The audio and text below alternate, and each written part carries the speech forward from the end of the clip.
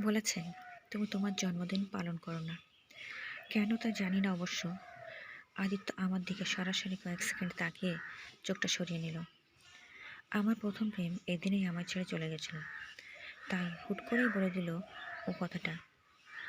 মাকে বলেছিলাম, জানো ওর নামও রুমেলাই ছিল, তাই যখনই তোমার নামটা শুনেছিলাম, থাকবে তোমার আর মধ্যে ওর মধ্যে কোনো মিল নেই, জানো নামটা ছাড়া বয়সেও ছোট তুমি। আদিত্যর কথাগুলো আমার মনে জাস্ট তীরের মতো বেঁধেছিল। এটাই তাহলে আদিত্যর দেরির কারণ। কিন্তু কই, ওর চোখেও তো আমি আমার জন্য। তাহলে ওই আজও আজও ওই মেয়ের কথাই। কই, এতদিনে এত বড় কথাটা বলেনি তো। এত কথা বলল, আর এটা আমার মনের কথাটা ধরেই নিয়েই আদিত্য বলল, তখন আমার কিছু ছিল না, আর ওর আমার জন্য সময় ছিল না। আর সত্যি আমার তখন দেওয়ার মতো কিছুই নেই। বেকার ছেলে একটা, কী বা করতাম। ছবিটা তোমায় দেখলে হতো। কিন্তু কিন্তু কি?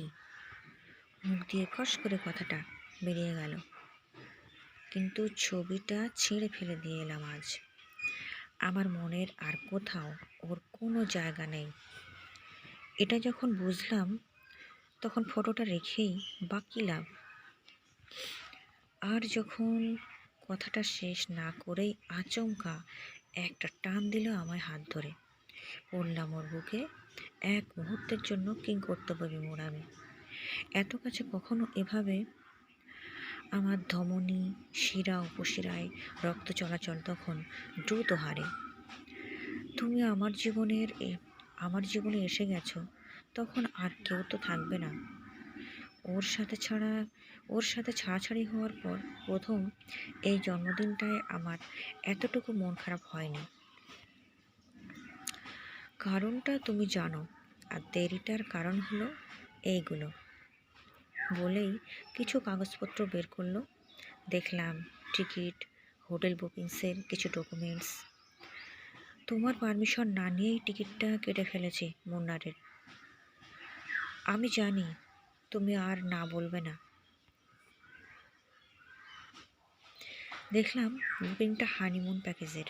না, বিয়ের পর কয়েক মাস কেটে গেছে, হানিমুন নিয়ে সত্যি আমাদের মধ্যে কোনো কথা হয়নি, মনেও হয়নি কিছু। লজ্জায় আনন্দে কী যে হচ্ছিল আমার মধ্যে, তা অবর্ণনীয়। বৃষ্টি তখন মুষলধারে। জানলার কাঁচটা হাওয়ায় খুলে বৃষ্টির ছাঁট আর্দ্র করছিল আমার মুখ। বুঝলাম ওর হাত জড়িয়ে রয়েছে শক্ত করে আমায়। নতি শিকার ছাড়া আর কোনো উপায়ও নেই। আর আমিও তো ওর কাছে হাঁটতেই চাই। মোমের নরম আলোয় আর সুবাসে মাতাল সেই রাত। এই রাত, এই মুহূর্ত থমকে থাকে না। এর শেষ যেন না হয়। মনে মনে চাইছিলাম ওর হাত আমার ভেজা ঠোঁটের উপর পড়া, আমার অবাধ্য চুলটা সরাচ্ছিল। তখনই আকাশ কাঁপিয়ে বাসটা পড়ল। ভাগ্যিস পড়ল, সেই সুযোগে ওর বুকের নিচের মুখটা লুকোতে পারলাম। লজ্জায় ওর চোখের দিকে তাকানোর আর ক্ষমতা নেই আমার। আর ঠিক তখনই ওর ঠোঁট নিমেষে এঁকে দিয়েছিল আমার জীবনের ভালোবাসার মানুষটার প্রথম চুম্বন আমার গালে। বিয়ের পরও প্রেম করা যায় তাহলে? আমাদের প্রেমের সাক্ষী রইল ফুলদানির গোলাপ, মোমের শিখা, রাতভর বৃষ্টি, আর আর তোমার আমার চোখের আঁকা অজস্র স্বপ্নগুলো। কানের কাছে চুপি চুপি বলল ভালোবাসি। বাইরের অঝোরধারার বৃষ্টি সাথে পাল্লা দিয়ে একাত্ম হয়েছিল দুটি ঠোঁট, দুটি মন, দুটো শরীর।